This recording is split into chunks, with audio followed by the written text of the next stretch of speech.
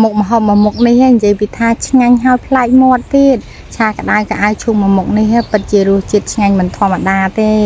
ហើយមុននឹងបានចេញជាមុខម្ហូបមួយមុខហ្នឹងខ្ញុំត្រូវទៅរកកាអាវឈូកសិនហើយបើបានកាអាវឈូកធម្មជាតិចេះទៀតអូយយកទៅធ្វើម្ហូបរឹតតែឆ្ងាញ់ទៀតហើយមានបងប្អូនឃើញតែខ្ញុំដកកាអាវឈូកមុននោះក៏តែងតែសួរខ្ញុំថាខ្លាចឆ្លើងអត់ខ្លាចបងប្អូនឆ្លើងអូយខ្លាចខ្លាំងតែមុននឹងចុះមកហ្នឹងគឺថាដឹងភូមិសាស្ត្រហើយ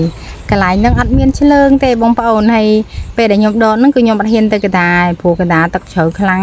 អត់ជំនាញទេណាបងប្អូនអើយទីឃើញខ្ញុំដកកៅអៅឈូកហ្នឹងថាខ្ញុំជំនាញហ្នឹង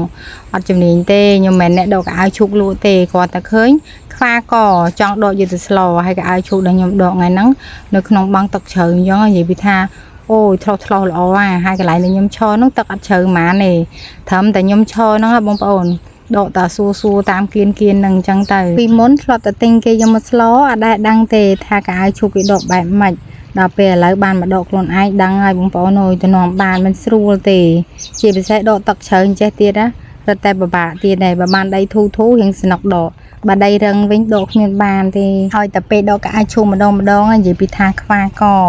ស្លតែល្មមទេដកឡើងច្រើនបងប្អូនណាត្រូវការអាចមកយកបានចាញ់ខ្ញុំទុកឲ្យពេលដែលត្រឡប់ទៅវិញគឺខ្ញុំដើរកាត់តាមបឹងនៅក្រោយផ្ទះហ្នឹងហ្មងហើយពេលដែលដើរតាមហ្នឹងតតែដឹងភូមិសាស្ត្របងខ្ញុំប្រាប់ថាកន្លែងបឹងហ្នឹងមានកន្លែងទឹករាក់មានកន្លែងទឹកជ្រៅមានកន្លែងខ្លះមានលងតដើរអត់ដឹងមកក៏ធ្លាក់លងហ្នឹងហើយកន្លែងដែលខ្ញុំដកកៅអៅឈុកហ្នឹងក៏គេមានផ្លូវដើរពីផ្ទះគាត់មកដែរតែខ្ញុំខ្ជិលដើរវៀងតាមហ្នឹងវាឆ្ងាយពេកដល់ពេលអញ្ចឹងខ្ញុំដើរកាត់តាមក្នុងបឹងហ្នឹងទៅវាលឿនឥឡូវខ្ញុំឆ្លងទឹកតាមបន្តិចទេបានមកដល់ក្រោយផ្ទះគាត់ហើយគាត់ខំតែឈរចាំមើលផ្លូវខ្ញុំណាគេខ្ញុំដកកៅអៅឈូកយូរពេកឥឡូវខ្ញុំដកបានហើយពេលដែលខ្ញុំត្រឡប់មកវិញហ្នឹងដើរមកកន្លែងឆាច់បងប្អូនអូយឃើញតែយងចេករបស់គេនេះនិយាយថាតំណងអើយតំណងពេលដែលខ្ញុំទៅដកកៅអៅឈូកយកមកទុកអន្ទះហើយខ្ញុំទៅរកពងទាម្ដងពងទាហ្នឹងមិនមែនរបស់ខ្ញុំទេណាបងប្អូនរបស់ពូនៅក្នុងភូមិហ្នឹងដែរហើយពេលដែលគាត់រើពងទាម្ដងគឺខ្ញុំចង់មកជួយរើរបស់គាត់ដែរខ្វាកហ្មងមកហ្នឹងគឺមកចង់ទិញពងទាផង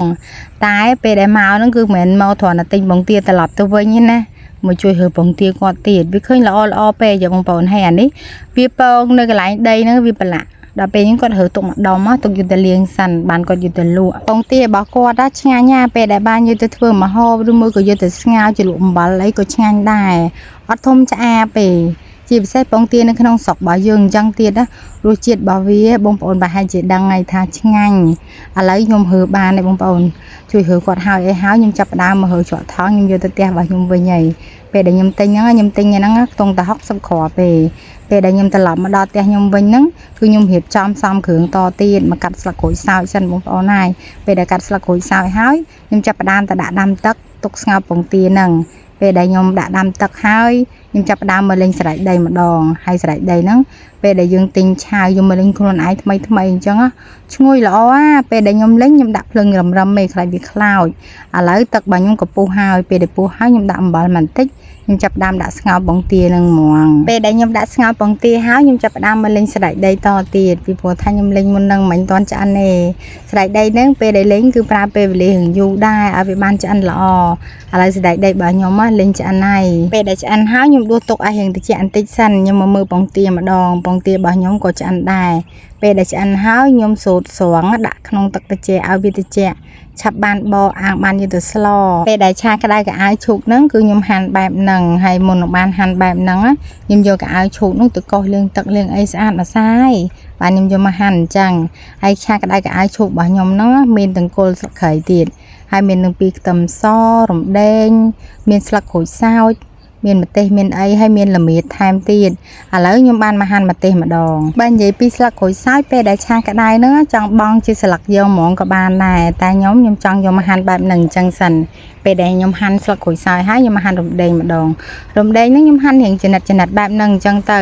ហើយឆាក្តៅរបស់ខ្ញុំខ្ញុំអត់បានយកគ្រឿងហ្នឹងទៅបុកទេខ្ញុំគ្រាន់តែហាន់វាហើយគ្រប់គ្រឿងហើយអស់ខ្ញុំយកទៅឆាទាំងអញ្ចឹងហ្មងឥឡូវខ្ញុំចិញ្ច្រាំខ្ទឹមហើយខ្ញុំចាប់ផ្ដើមមកដំល្មៀតហើយឆាក្តៅរបស់ខ្ញុំថ្ងៃហ្នឹងខ្ញុំដាក់ទាំងពីរល្មៀតទៀតហើយល្មៀតហ្នឹងគឺខ្ញុំដំហើយខ្ញុំចិញ្ច្រាំបែបហ្នឹងហ្មង ពេលដែលខ្ញុំចិញ្ច្រាំហើយខ្ញុំដួសទុកម្ដុំពេលដែលខ្ញុំដួសល្មៀតទុកហើយខ្ញុំចាប់ដើមមកពុះពងទាម្ដងពងទាហ្នឹងគឺខ្ញុំពុះជាពីរបែបហ្នឹងអញ្ចឹងហើយពេលដែលស្ងោរហ្នឹងគាត់ថាចង់ស្ងោរជាប់ភ្នៅតែមានណាបងប្អូនអើយកន្លែងទៅលេងស្រែកដីផងមកស្ងោរពងទាផងចុះឡើងឥឡូវឆ្អិនជ្រុលបាត់ហើយទោះតែឆ្អិនជ្រុលប៉ុណ្ណឹងក៏អត់អីដែរឆាទៅនៅតែឆ្ងាញ់បើនិយាយពីស្ដេចដីនេះវិញគឺខ្ញុំអត់បុកទេខ្ញុំឆាទាំងមូលចឹងហ្មងឥឡូវខ្ញុំចាប់ដើមដាក់ខ្ទះឲ្យក្តៅខ្ញុំដាក់ខ្លាញ់ចូលខ្ញុំវីខ្លាញ់ហ្នឹងឲ្យសព្វពេញខ្ទះហើយខ្ញុំដាក់រំលីងខ្ទឹមសហ្នឹងឲ្យឈ្ងុយសិន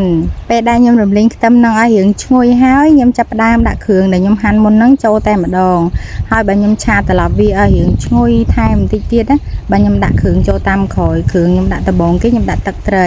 ហើយខ្ញុំដាក់ស្ករដាក់អំបិលមួយចិបដាក់ម្សៅស៊ុបដាក់ប៊ីចេងបន្ទាប់មកទៀតខ្ញុំដាក់ទឹកប្រេងខ្យងហើយខ្ញុំក៏បានឆាកូរត្រឡប់វាឲ្យសព្វគ្រឿងបែបហ្នឹងអញ្ចឹងសិន